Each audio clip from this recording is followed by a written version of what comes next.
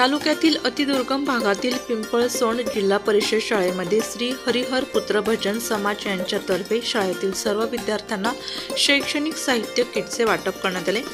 ग्रामीण भागातील गरीब, होतकरू, गरजू, आदिवासी विद्यार्थी केवळ आर्थिक परिस्थितीमुळे शिक्षणापासून वंचित राहू नये म्हणून पिंपळसोंड जिल्हा परिषद प्राथमिक शाळेतील उपक्रमशील शिक्षक प्रवीण पवार हे दरवर्षी शाळा सुरू झाल्या की विविध सेवाभावी संस्थांतर्फे शाळेसाठी विविध शैक्षणिक साहित्य मिळवत असतात।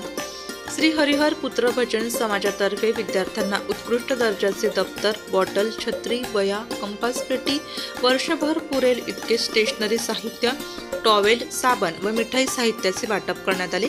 सुरगाणा तालुक्यातील आदिवासी भागामध्ये मोलमजुरी करणाऱ्या गरीब कुटुंबातील मुले शिक्षण घेत आहेत, मात्र आर्थिक परिस्थिती बेताची असल्याने या मुलांना पुरेसे शैक्षणिक साहित्य देण्यास पालक हतबल ठरतात।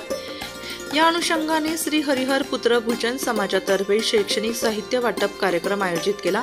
या कार्यक्रमात शाळेचे मुख्याध्यापक रवींद्र भोये, SMC अध्यक्षा नंदा बागुल, ग्रामपंचायत सदस्य लक्ष्मी निकुळे, शिक्षण तज्ञ तुळशीराम खोटरे, प्रवीण पवार, विठ्ठल गवळी, प्रवीण गावित व शाळेतील सर्व पालक विद्यार्थी उपस्थित होते।